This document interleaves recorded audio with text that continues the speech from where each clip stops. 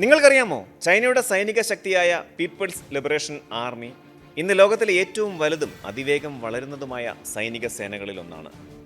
ഇത് കേവലം ഒരു സൈന്യം എന്നതിലുപരി ചൈനീസ് കമ്മ്യൂണിസ്റ്റ് പാർട്ടിയുടെ രാഷ്ട്രീയ ഉപകരണവും കൂടിയാണ്.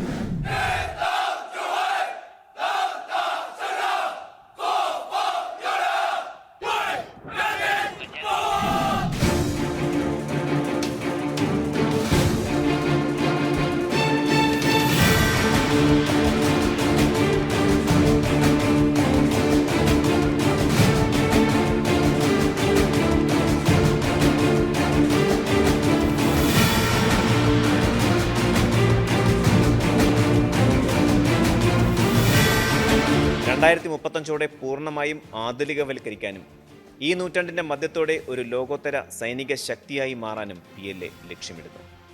ഇതിനോടകം തന്നെ 2014 ചൈനയുടെ നാവികസേനാ കപ്പലുകളുടെ എണ്ണം അമേരിക്കയെ മറികടന്ന് ലോകത്തിലെ ഏറ്റവും വലിയ നാവികപ്പടയായി മാറിയിരുന്നു. എന്നാലും സൈനിക ശേഷിയിലും സാങ്കേതിക വിദ്യയിലും ഇപ്പോഴും അമേരിക്കൻ നാവികസേന തന്നെയാണ് മുന്നിൽ.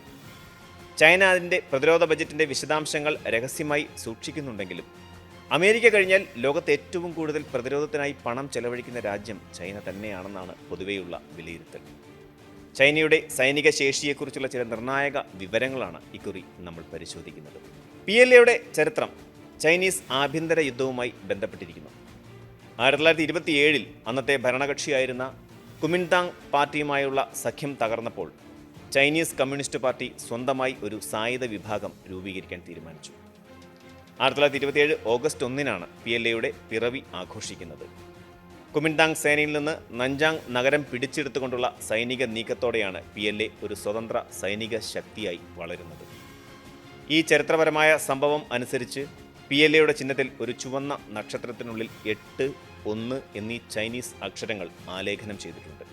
ആദ്യകാലങ്ങളിൽ കാൽനട പടയാളികൾ, അതായത് ലൈറ്റ് ഇൻഫാൻട്രി മാത്രമായിരുന്ന PLA 1950കളുടെ കവചിത വാഹനങ്ങൾ, പീരങ്കി യൂണിറ്റുകൾ, വ്യോമസേന, നാവികസേന എന്നിവയുൾപ്പെടെ ഒരു പൂർണ്ണ സൈനിക വിഭാഗമായി വളർന്നു.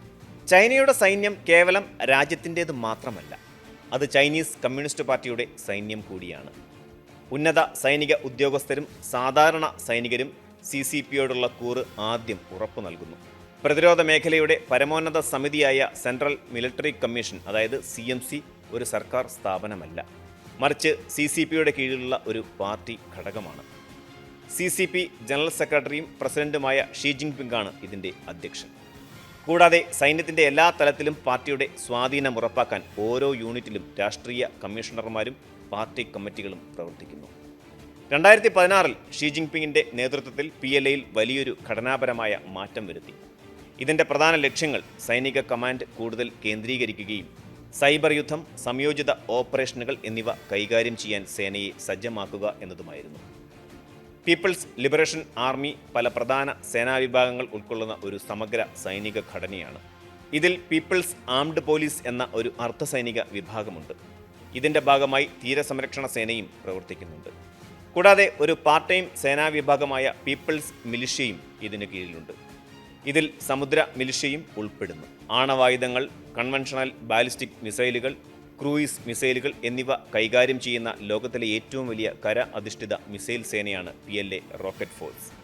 2015 രൂപീകരിക്കപ്പെട്ട PLA strategic support force cyber യുദ്ധം, ബഹിരാകാശ യുദ്ധം, ഇലക്ട്രോണിക്സ് വാർഫയർ, മനഃശാസ്ത്രപരമായ പോരാട്ടങ്ങൾ എന്നിവയിൽ ശ്രദ്ധ കേന്ദ്രീകരിച്ചിരിക്കുന്നു.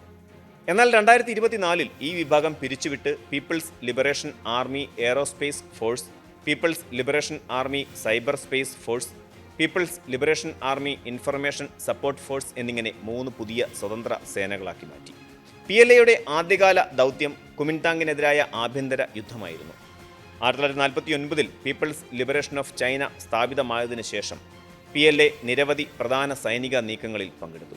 1950 കൊറിയൻ യുദ്ധത്തിൽ ചൈനീസ് പീപ്പിൾസ് വോളണ്ടിയേഴ്സ് എന്ന പേരിൽ ഏകദേശം 30 ലക്ഷം സൈനികരെ ചൈന വടക്കൻ കൊറിയയെ സഹായിക്കാനായി അയച്ചു.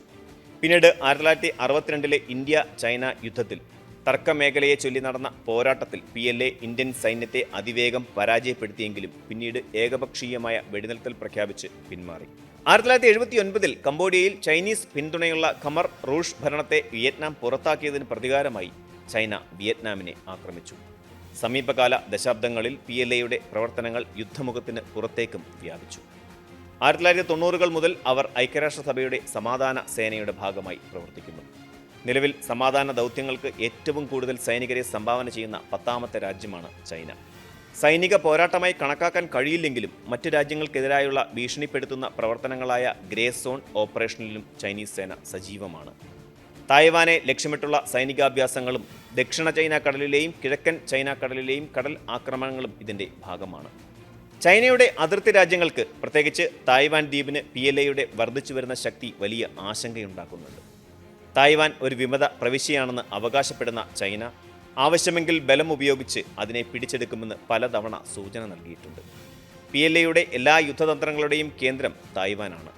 1995-96 കാലഘട്ടങ്ങളിൽ PLAയ്ക്ക് തായ്വാനെ ഭീഷണിപ്പെടുത്താൻ മാത്രമേ കഴിഞ്ഞിരുന്നുള്ളൂവെങ്കിൽ ഇന്ന് പൂർണ്ണമായ ഒരു അധിനിവേശത്തിനോ മിസൈൽ ആക്രമണത്തിനോ നാവിക ഉപരോധത്തിനോ ഉള്ള ശേഷി അവർക്കുണ്ട്.